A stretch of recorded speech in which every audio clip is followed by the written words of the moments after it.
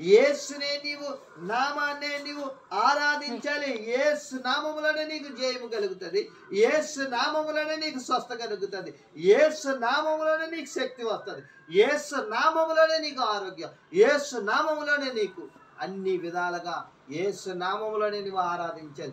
యేసు నామములోనే గణపరిచి యేసయ్యని స్తుతించు. యేసయ్యని నీవు తగ్గించుకుని యేసయ్యని ఆరాధించు. అప్పుడు యేసయ్య నిన్ను గణపరుస్తాడు. అనేకుల మధ్యన నిన్ను గణపరుస్తాడు ఆయన. అనేకులతో నిన్ను గణపరిచేవాడు ఉన్నాడు ఆయన. మనము కాదు గణపరుచుకున్నది, యేసయ్యే మనలను గణపరుస్తాడు అంట. మనలను ఆయన హెచ్చిస్తాడు. ఎప్పుడైతే తను తాను తగ్గించుకుని ఉంటాడో అప్పుడు దేవుడు హెచ్చిస్తాడు, దీవిస్తాడు, ఆశీర్వదిస్తాడు, గణపరుస్తాడు ఆయన. అందుకే అన్నాడు దావీదు 91 అధ్యాయము 14 వచనం, అతడు నన్ను ప్రేమించుచున్నాడు కనుక నేను అతన్ని